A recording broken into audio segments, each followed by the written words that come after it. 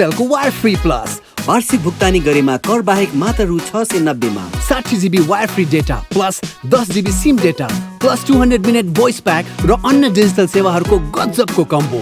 थप जानकारीको लागि 9008 डायल गर्नुहोस्।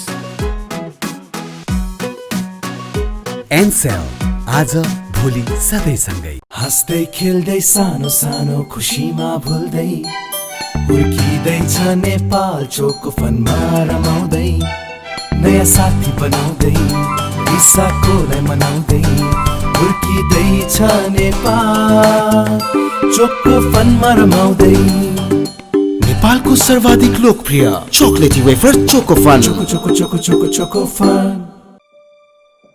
नेपाली काङ्ग्रेसद्वारा गठित कोभिड-19 अनुगमन समिति बाँकेद्वारा तफसिलको मिति, समय र स्थानमा आयोजना हुने प्लाज्मा डोनेसन कार्यक्रममा सहभागी हुन हार्दिक अनुरोध गर्दछौँ। स्थान भेरी अस्पताल परिसर, नेपालगञ्ज।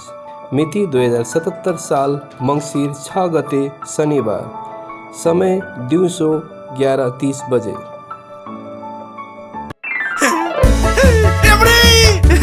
नयाँ घर भित्र बाहिर पुरै रङ्गिनी हो अब बर्चर पेन्टले। बर्चर कलर स्प्ल्याश अफरमा बाहिर र भित्र रङ्गाई जित्नुहोस् 100 स्क्वायर फिट बराबरको सिल्क इल्युजन पेन्ट सित्तैमा 5 lakh bumper cash Samsung mobile phone.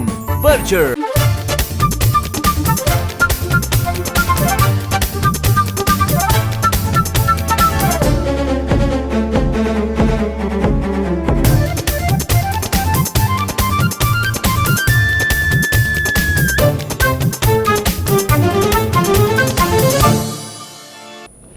नमस्कार, भाग्यश्री समाचारमा तपाईलाई स्वागत छ। म नरेन्द्र थापा। सुरुमा समाचारका मुख्य शीर्षकहरू।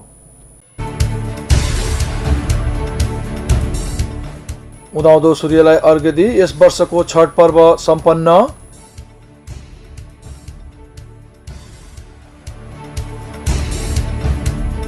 नेपाली कांग्रेसद्वारा गठित कोभिड-19 अनुगमन समिति बाँकेद्वारा आयोजित प्लाज्मा दान कार्यक्रममा 10 जनाले गरे प्लाज्मा दान।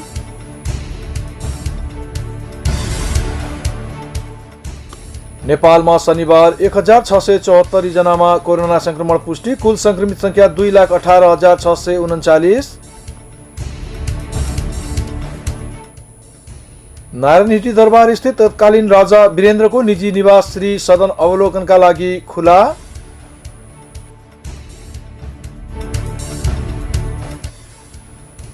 र 6औं नेपालगञ्ज म्याराथनको उपाधि एपीएफका गोपीचन्द्र पार्की र पुष्पा भण्डारीलाई।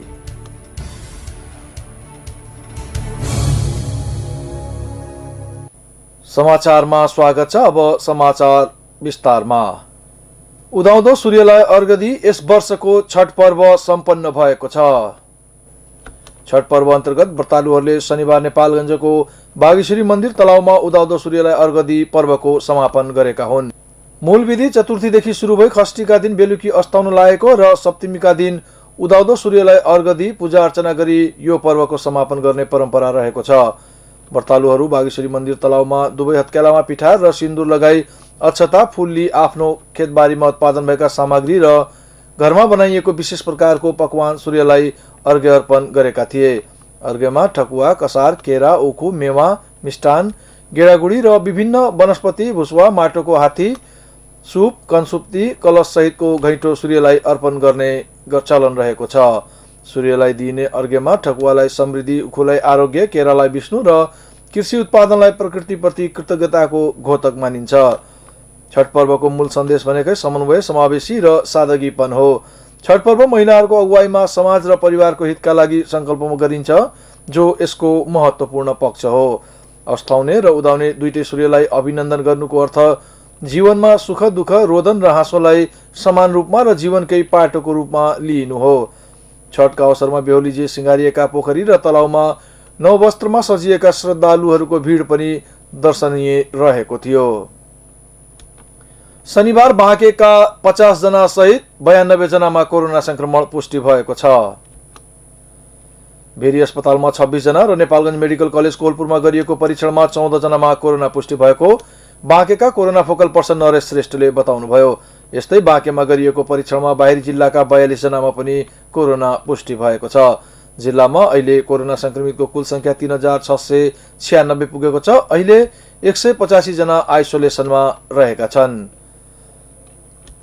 यसैबीच शनिबार बाँकेमा 43 जना कोरोना संक्रमितहरू निको भएर डिस्चार्ज भएका छन्। जिल्ला कोभिड-19 संकट व्यवस्थापन केन्द्रले जनाए अनुसार बाँकेका 14 महिला र 29 पुरुष गरी 43 जना संक्रमित कोरोना मुक्त भई डिस्चार्ज भएका छन्। उनीहरूलाई कार्तिक 26 गते कोरोना संक्रमण देखिएपछि विभिन्न आइसोलेसनमा राखिएको थियो। यो सँगै बाँकेमा कोरोना संक्रमणबाट मुक्त हुनेको संख्या 3473 पुगेको छ। विभिन्न आइसोलेसन केन्द्रमा 179 जना सक्रिय संक्रमित उपचारमा रहेका छन्। बाँके जिल्लामा हालसम्म कोरोनाबाट संक्रमितको संख्या 3646 रहेको छ भने 38 जनाको मृत्यु भइसकेको छ। नेपाली कांग्रेसद्वारा गठित कोभिड-19 अनुगम समिति बाँकेले नेपालगञ्जमा प्लाज्मा दान कार्यक्रमको आयोजना गरेको छ। शनिबार आयोजना गरिएको कार्यक्रममा 10 जनाको प्लाज्मा संकलन गरिएको छ। कोरोना भाइरस उपचारमा आवश्यक पर्ने प्लाज्माको अभावलाई पूरा गर्न प्लाज्मा दान कार्यक्रमको आयोजना गरिएको आयोजक समितिका संयोजक लक्ष्मीनारायण शाहले जानकारी दिनुभयो। उहाँले यो अभियानले आगामी दिनहरूमा पनि निरन्तरता पाउने बताउनुभयो। प्लाज्मा दिनेहरूको शुक्रबार पीसीआर तथा एन्टिबडी जाँच गरिएको थियो, जसमा 37 जनाको नमुना संकलन गरिएको थियो। कोरोना भाइरस संक्रमणबाट गम्भीर अवस्थामा पुगेका बिरामीलाई प्लाज्मा विधिबाट उपचार गर्ने गरिएको छ। उक्त प्लाज्मामा संक्रमित व्यक्तिसँग लड्ने एन्टिबडीको विकास भएको छ वा छैन भनेर पुनः पीसीआर गरेर एन्टिबडी जाँच गरिन्छ। संक्रमणबाट मुक्त भएका कतिपय व्यक्तिहरूबाट निकालिएको प्लाज्माले बिरामीलाई रिकभरी नगरेपछि एन्टिबडी जाँच गरेर मात्र प्लाज्मा निकाल्ने गरिएको छ। यसअघि नेपाली कांग्रेसका सहमहामन्त्री डाक्टर प्रकाश शरण महतले कार्यक्रमको उद्घाटन गर्दै सरकारले कोरोना भाइरस रोकथाम, नियन्त्रण, निदान र उपचारमा प्रभावकारी भूमिका निर्वाह गर्न नसकेको बताउनुभयो। उहाँले कांग्रेसको केन्द्रीय कार्यक्रम अन्तर्गत संक्रमितको उपचारमा सहयोग पुगोस् भनेर देशभर प्लाज्मा दान कार्यक्रमको आयोजना गरिरहेको बताउनुभयो। यो कार्यक्रम उहाँले अभियानकै रूपमा अगाडि बढाउने आवश्यकता रहेकोमा पनि जोड दिनुभयो। राष्ट्रिय समाचार र खेल समाचार अझ बाँकी नै छन्। केही बेर व्यापारिक विश्राम।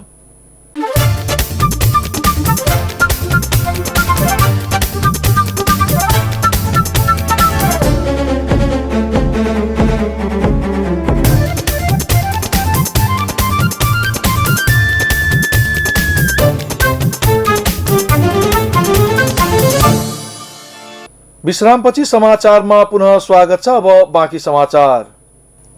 नेपालमा शनिबार थप 1674 जनामा कोरोना संक्रमण पुष्टि भएको छ। यो सँगै नेपालमा कोरोना संक्रमितको संख्या 2,18,639 पुगेको स्वास्थ्य मन्त्रालयले जनाएको छ। त्यस्तै कोरोनाका कारण थप 7 जनाको मृत्यु भएको छ भने हालसम्म नेपालमा कोरोनाबाट 1305 जनाको मृत्यु भइसकेको छ। त्यस्तै नेपालमा 2323 जना संक्रमित निको भएका छन् भने हालसम्म 1,93,325 जना कोरोना मुक्त भएका छन्। नेपालमा हाल आइसोलेसनमा 24,009 जना रहेका छन् भने क्वारेन्टाइनमा 757 जना रहेका छन्। नेपालमा हालसम्म 16,52,043 वटा पीसीआर गरिएको छ। यस्तै काठमाडौँ उपत्यकामा शनिबार 879 जनामा कोरोना पुष्टि भएको छ। तीमध्ये काठमाडौँका 685, भक्तपुरका 49 र ललितपुरका 165 जना रहेका छन्। नारायणहिटी दरबारभित्र रहेको तत्कालीन राजा वीरेन्द्रको निजी निवास श्री सदन अवलोकनका लागि खुल्ला गरिएको छ। शनिबार संस्कृति पर्यटन तथा नागरिक उड्डयन मन्त्री योगेश भट्टराईले श्री सदन खुला भएको औपचारिक शुभारम्भ गर्नुभएको हो। यो सँगै आइतबारबाट सर्वसाधारणले अवलोकन गर्न पाउने नारायणहिटी दरबार संग्रहालयले जनाएको छ। राजा वीरेन्द्र सहित रानी ऐश्वर्य, छोरी श्रुति र छोरा निराजन श्री सदनमा बस्ने गर्नुभएको थियो। 2058 साल जेठ 19 गते भएको दरबार हत्याकाण्डमा राजा वीरेन्द्रको वंशनाश भएदेखि श्री सदन बन्द रहेको थियो। 2077 वैशाख 1 गतेको नयाँ वर्षको दिनदेखि श्री सदन खुला गर्ने योजना भए पनि कोरोना संक्रमण र बन्दाबन्दीका कारण पछि धकेलिएको थियो। श्री सदन अवलोकनका लागि खुला गर्दै मन्त्री भट्टराईले श्री सदन सर्वसाधारणको अवलोकनका लागि खोलिनु महत्त्वपूर्ण घटना भएको बताउनुभयो। उहाँले यसबाट तत्कालीन अवस्थाको राज परिवारको अवस्थालाई बुझ्न मद्दत पुग्ने पनि बताउनुभयो। नारायणी दरबार संग्रहालय लगायत अन्य संग्रहालयको विकासमा सरकार लागेको उहाँको भनाइरहेको छ। 2023 सालमा बनेको श्री सदन 3 तले भवनमा 12वटा कोठा रहेका छन्। भुइँतलामा तत्कालीन राजा वीरेन्द्र र रानी ऐश्वर्यको निजी कार्यालय थियो। सदनको मोटर ग्यारेजमा हिटलरले वीरेन्द्रलाई उपहार स्वरूप दिएको गाडी राखिएको छ। यसैगरी तत्कालीन राजा त्रिभुवन महेन्द्र र वीरेन्द्रले चढ्ने गाडी पनि अवलोकन गर्न पाइने बताइएको छ। त्यहाँ दिपेन्द्र, श्रुति र निराजनका खेलौना गाडीहरू पनि राखिएका छन्। वीरेन्द्रले प्रयोग गरेको हेलिकप्टर र हवाईजहाज पनि अवलोकन गर्न पाइने व्यवस्था गरेको बताइएको छ। राष्ट्रिय सभाका अध्यक्ष गणेश प्रसाद तिमिलसेनाले कोरोना संक्रमणलाई कम गर्न जनप्रतिनिधिहरूको भूमिका महत्त्वपूर्ण हुने बताउनु भएको छ। स्वास्थ्य मन्त्रालयले शनिबार काठमाडौँमा आयोजना गरेको कोभिड-19 महामारी र जोखिममा प्रभावकारी सञ्चारका लागि सांसदहरूको भूमिका विषयक छलफल कार्यक्रममा उहाँले जनप्रतिनिधिले आफ्ना मतदातालाई सचेत गराई संक्रमण फैलिनबाट रोक्न भूमिका खेल्नुपर्ने बताउनुभयो। त्यस्तै उहाँले कोरोनाको उपचारका लागि खोप कहिले आउने भन्ने यकिन भइ नसकेको अवस्थामा कोरोना रोक्न सबैले सचेतना अपनाउनु पर्ने उल्लेख गर्नुभयो। तिमिलसेनाले राजनीतिक भविष्यमाथि समेत बलियो आधार तयार गर्नका लागि राजनीतिक दलहरूले कोरोना नियन्त्रणका लागि भातृ संगठनहरूलाई परिचालन गरी गाउँ-गाउँमा परिचालन गरी सचेतना कार्यक्रम गर्नुपर्ने सुझाव दिनुभयो। त्यस्तै स्वास्थ्य मन्त्री भानुभक्त ढकालले घर-घरमा स्वास्थ्य सेवा पुर्याउनका लागि सरकार प्रतिबद्ध रहेको बताउनुभयो। कोरोना उपचारका लागि आवश्यक अक्सिजन सहितका बेडहरूको व्यवस्थापन गर्ने, औषधिको आपूर्ति सहज बनाउने लगायतका काममा सरकार लागि परेको उहाँले बताउनुभयो। मन्त्री ढकालले कोरोना संक्रमण रोकथामका लागि सरकारले हरसम्भव प्रयास गरेको दावी पनि गर्नुभयो। नेपालको आन्तरिक मामिलामा चीनले हस्तक्षेप गरेको, चीनले नेपालको भूमि मिचेको भन्दै माइती घरमा विरोध प्रदर्शन गरिएको छ। स्वतन्त्र युवाको समूहले शनिबार काठमाडौँको माइती घरमा चीनको हस्तक्षेप बन्द गर्नुपर्ने लगायतका माग गर्दै प्रदर्शन गरेका हुन्। प्रदर्शनमा सहभागी युवाहरूले गो ब्याक चाइना, नेपाली भूमि मिच्न पाइँदैन, चिनिया विस्तारवाद मुर्दाबाद लगायतका प्ले कार्ड प्रदर्शन गरेका थिए। उनीहरूले नेपालको उत्तरी क्षेत्रमा चीनले आफ्नो रवैया देखाउँदै नेपाली भूमि मिचेको भन्दै फिर्ता गर्नुपर्ने बताएका थिए। 6औं नेपालगञ्ज म्याराथनको उपाधि एपीएफका गोपीचन्द्र पार्कीले जित्नु भएको छ। शनिबार नेपालगञ्जमा सम्पन्न म्याराथनमा पार्कीले 2 घण्टा 18 मिनेट 59 सेकेन्डको समय निकाल्दै प्रथम हुनुभयो। यो जितसँगै पार्की टोकियो ओलम्पिकका लागि समेत छनौट हुनुभएको छ। पार्की नेपालमा सम्पन्न 13औं शाखका स्वर्ण पदक विजेता पनि हुनुहुन्थ्यो। पार्की नेपालमा सम्पन्न 13औं शाखका स्वर्ण पदक विजेता पनि हुन्। प्रथम हुने पार्कीले नगद 75,000 रुपैयाँको पुरस्कार पनि हात पार्नुभयो। त्यसैगरी 2 घण्टा 20 मिनेट 49 सेकेन्डमा सोदुरी पार गरी त्रिभुवन आर्मी क्लबका कृष्णबहादुर बस्नेत दोस्रो र आर्मी क्लबकै खगेन्द्र भाट तेस्रो हुनुभयो। गत वर्षका विजेता नवराज साउदले 2 घण्टा 31 मिनेट 21 सेकेन्डमा पार गर्दै चौथो हुँदै 10,000मा चित्त बुझाउनु पर्यो। त्यस्तै हाफ म्याराथन महिलातर्फ एपीएफकै पुष्प भण्डारीले बाजी मार्नुभयो। उहाँले 21 किलोमिटरको दूरी 1 घण्टा 26 मिनेट 54 सेकेन्डमा पार गर्दै च्याम्पियन बन्न सफल हुनुभयो। भण्डारी 13औं सागमा सिल्भर मेडल विजेता पनि हुन्। उहाँले 30,000 राशिको पुरस्कार पनि हात पार्नुभयो। त्यसैगरी हुम्लाकी मन्जु रावतले 1 घण्टा 30 मिनेट 7 सेकेन्डमा सोदुरी पार गरी द्वितीय र दाङकी शर्मिला घरतीले 1 घण्टा 38 मिनेट 14 सेकेन्डमा सोदुरी पार गरी तृतीय भएका छन्। उनीहरूले क्रमशः 15,000 र 10,000 रुपैयाँको पुरस्कार प्राप्त गर्नुभयो। विजेता खेलाडीलाई नेपाल ओलम्पिक कमिटीका अध्यक्ष जीवनराम श्रेष्ठ, राष्ट्रिय खेलकुद परिषदका सदस्य सचिव रमेश सिलवाल, नेपालगञ्ज उपमहानगरका प्रमुख डाक्टर धवल शमशेर राणा लगायतले पुरस्कार वितरण गर्नुभएको थियो। कोभिड-19 का कारण 2वटा इभेन्ट मात्र खेलाइएको आयोजक संस्था क्रिएटिभ ह्यान्ड्सका अध्यक्ष टीएस ठकुरीले जानकारी दिनुभयो। अहिलेलाई बागेश्वरी समाचार सकिएको छ। समाचार सक्नुअघि प्रमुख समाचारका शीर्षकहरू पुनः एकपटक। उदाउँदो सूर्यलाई अर्घ्य दिई यस वर्षको छठ पर्व सम्पन्न।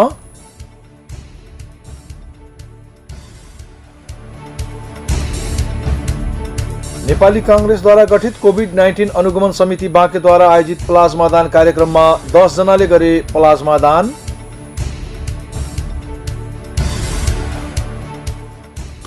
नेपालमा शनिबार 1674 जनामा कोरोना संक्रमण पुष्टि, कुल संक्रमित संख्या 2,18,639।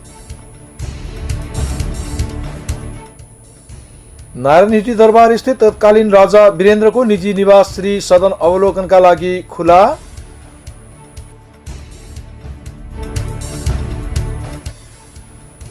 र 6औं नेपालगञ्ज म्याराथनको उपाधि एपीएफका गोपीचन्द्र पार्की र पुष्पा भण्डारीलाई।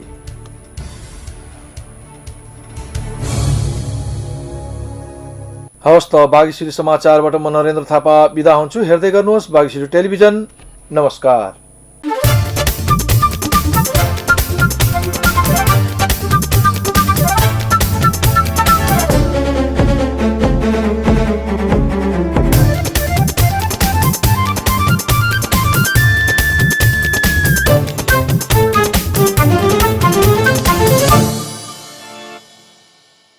एनसेलको वायर फ्री प्लस वार्षिक भुक्तानी गरेमा कर बाहेक मात्र रु 690 मा 60 GB wire free data plus 10 GB SIM data plus 200 minute voice pack र अन्य डिजिटल सेवाहरूको गजबको कम्बो। थप जानकारीको लागि 9008 डायल गर्नुहोस्।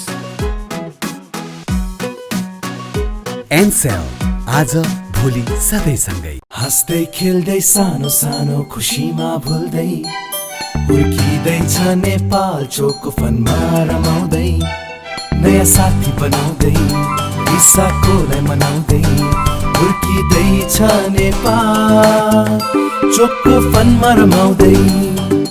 नेपालको सर्वाधिक लोकप्रिय chocolatey wafer Chocofun. Choco choco choco choco चोकोफन।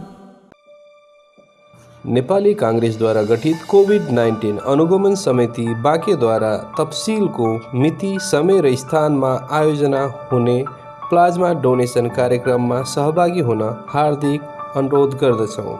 स्थान भेरी अस्पताल परिसर नेपालगञ्ज। मिति 2077 साल मङ्सिर 6 गते शनिबार। समय दिउँसो 11:30 बजे।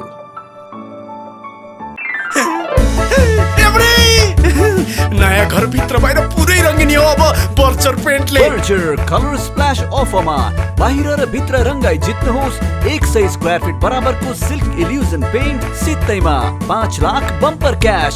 Samsung mobile phone. बर्चर।